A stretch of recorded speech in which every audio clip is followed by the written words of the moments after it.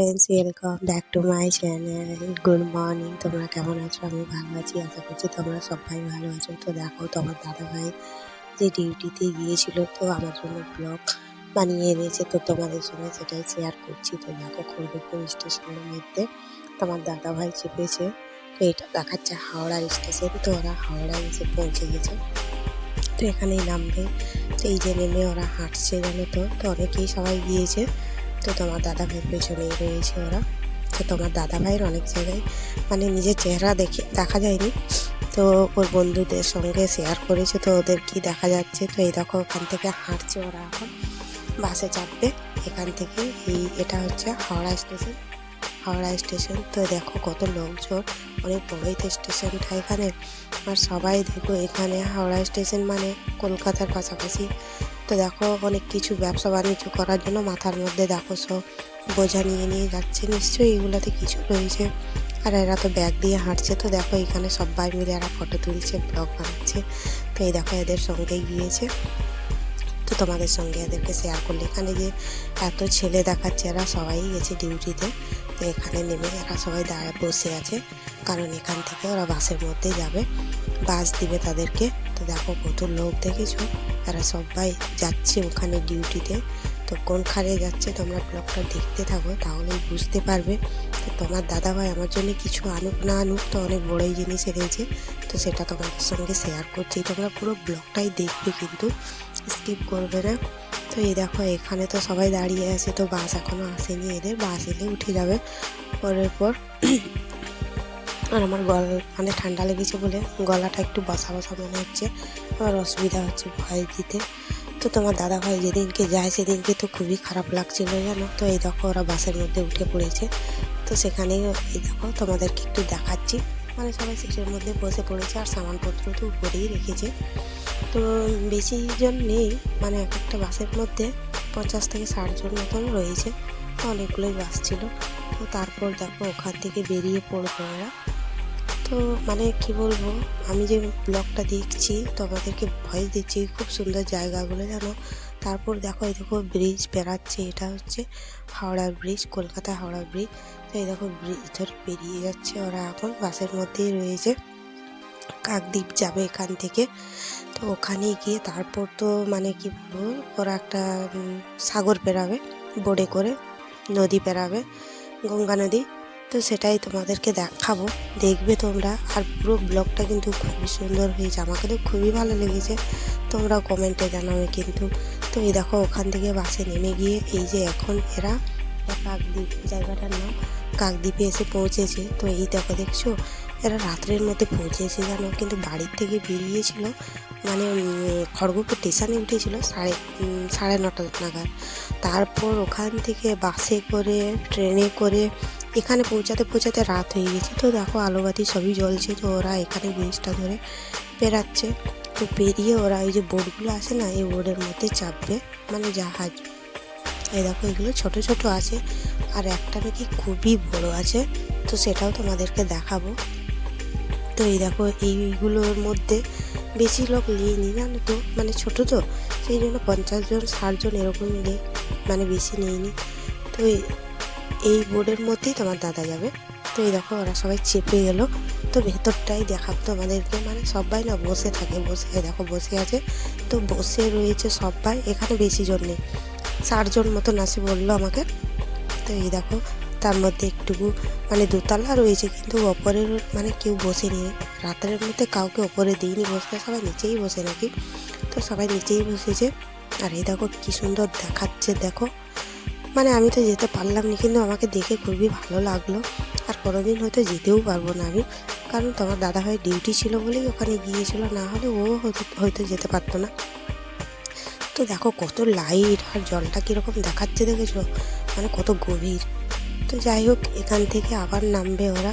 তো দেখো নেমে গেছে, না নামেনি। তো এটা হচ্ছে ইঞ্জিনটা, মানে ওই বোর্ডের ইঞ্জিনটা একটু দেখালো তোমাদেরকে।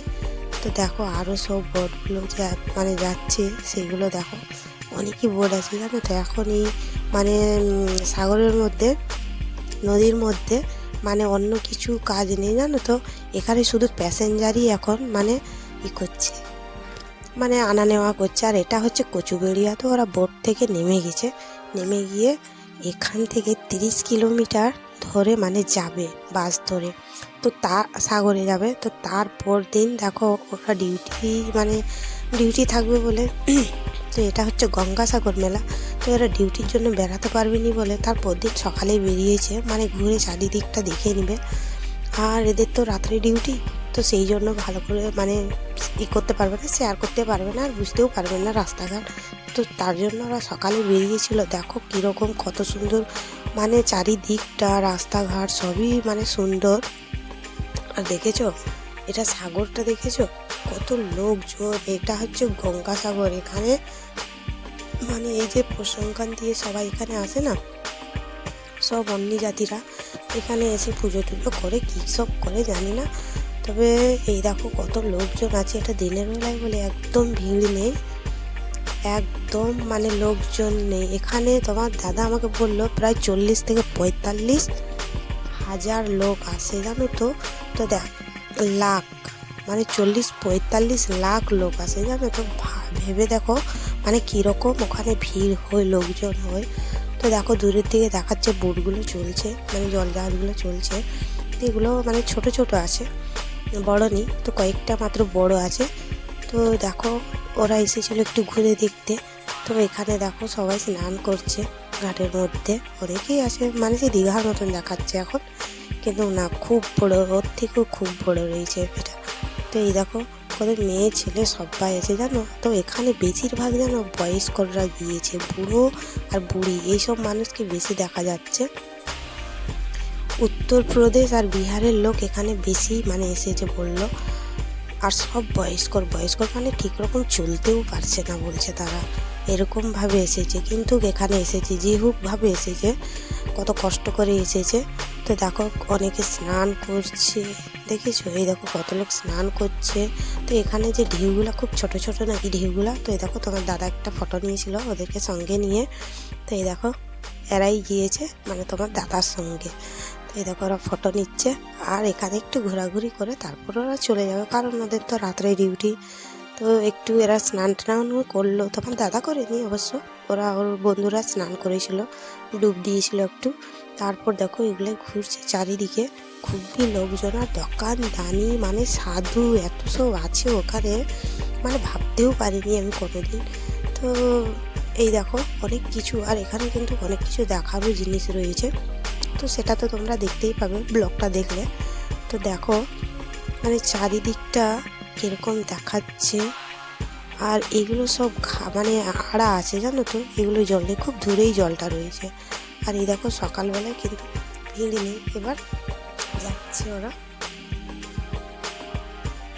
ঘোরাঘুরি করে, এবার কিন্তু চারিদিকটা ওরা দেখছে। আর প্রচুর সাধু এখানে, জানো তো, মানে এরকম এরকম সাধু দেখবে না, মানে অবাক হয়ে যাবে সাধুগুলাকে। কিন্তু তাদের হয়তো তোমার দাদা ফটো নিইনি, আর তাদেরকে হয়তো ব্লকের মধ্যে নিয়েও নি, মানে আনিও নি। তো এই দেখো ওরা সবাই হাঁটছে, হাঁটে হাঁটে ঘুরছে, মানে তোমার দাদা আছে পেছনে, ওর বন্ধুরা আছে আগের দিয়ে। আর এই দেখো দুই পাশাড়ি মানে দোকান দানি সব কিছু বসেছে, সব রকমই দোকান, জানো তো। মানে কোনো কিছু এখানে পাওয়া যাবে নি বলে ভাবতেও পারবে না, সব কিছু পাওয়া যাবে। আর এটা হচ্ছে যে আগের দিকে যেটা দেখাচ্ছে, এটা হচ্ছে মন্দির, কপিল মন্দির বলছে। তো এই দেখো ওই মন্দিরটাতেই মানে সবাই আসে পুজো করতে। তো এই দেখো ওই মন্দিরটার দিকে আগে বেড়ে যাচ্ছে। আর এই দেখো তারাও ব্লগ বানাচ্ছে, দেখো কত সুন্দর সুন্দর জিনিস আছে, হয়তো আমি জানি না এই সবের মানে নামগুলো। এই দেখো শঙ্খ নিয়ে হাতের মধ্যে একটা কীরকম বানিয়েছে পুতলার মতন, তো দেখতে তো খুবই সুন্দর লাগছে। আর যে মন্দিরগুলো আছে যাই হোক যাদেরই কাস্টের রয়েছে, কিন্তু খুব সুন্দর রয়েছে। আর দেখো ভালো খুব সুন্দর গুছিয়েছে, রাস্তাঘাট কি ভালো সাজিয়েছে। আর এই যে একটা কি ঠাকুর আছে জানি না, মানে চিনেই না হয়তো, তো যাই হোক একটা ঠাকুরের মূর্তি আছে। তো এখানে দেখো সবাই দাঁড়িয়ে আছে, আর অনেকে কিন্তু, আর এই দেখো তারপর এবার ওদের ডিউটি শুরু হবে। তো এটা রাত্রের ডিউটি ছিল ওদের, তো সেই জন্য রাত্রের ব্লগ। তো এই রাস্তা দিয়ে হেঁটে হেঁটে যাচ্ছে এরা সবাই মেলা দেখে মানে ফেরত যাচ্ছে।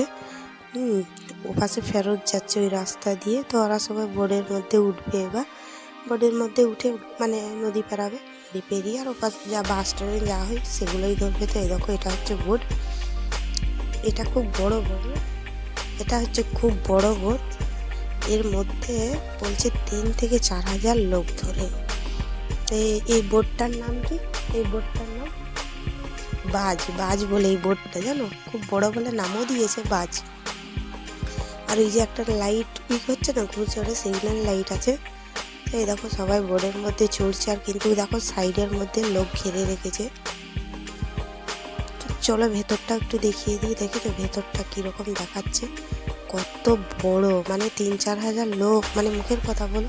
তো এখানে সবাই বসে বসেই থাকবে, মানে দাঁড়িয়ে কেউ যাবে না, সবাই বসে বসে যাবে। তো দেখো সবাই কিন্তু মানে ভিডিও বানাচ্ছে। তো দেখো সবাই কিরকম দৌড়াদৌড়ি লেগে গেছে, কারণ মানে বোট ছেড়ে দিলে তখন তার যেতে পারবে না, তখন আর যেতে পারবে না, সেই জন্য দৌড়াচ্ছে।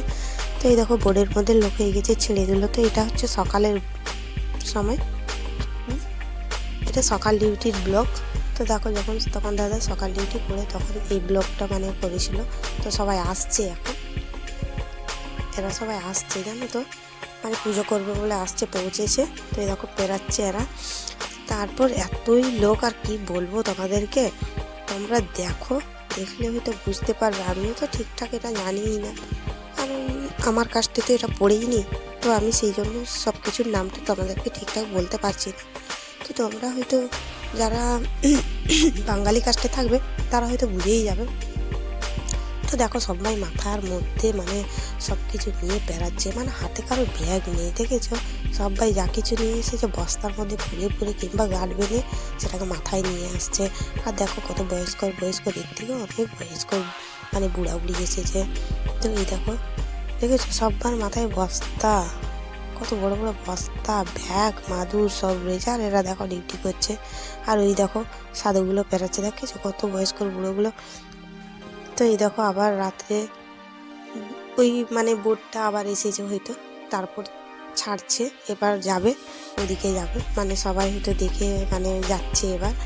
তো তোমার দাদা যে গিয়েছিল কোথায় ছিল, মানে কোথায় ছিল, থাকতো, রান্না বান্না করতো, খাতো। তো এই যে দেখাচ্ছে না চালা ঘরগুলো, মানে এগুলো সেই কি চাঁচের মতন তাল পাতার মানে ঘেরা দিয়ে দেখো রুমগুলো বানিয়েছে। তো এই রুমগুলোর মধ্যে অনেকই করে লোক থাকতো, এগুলো না সব ওদেরই মানে লোক থাকতো যারা ডিউটিতে গেছে। তো ওদেরই অনেকই কয়েক হাজার লোক গিয়েছে ডিউটিতে। তো এই দেখো এগুলো বাথরুম, জানো তো এগুলো বাথরুম সব। তো তোমাদেরকে যদি এই ব্লগটা ভালো লেগে থাকে তোমরা লাইক শেয়ার আর সাবস্ক্রাইব অবশ্যই করবে, কমেন্ট করবে, আমাকে জানাবে কীরকম লেগেছে। তো বেশি করলাম না, এখানে এই ব্লগটা শেষ করছি আজকের মতন। বাই, তোমরা সুস্থ থাকো, ভালো থাকো। তো তোমার দাদা আমাকে এটাই উপহার এনে দিল।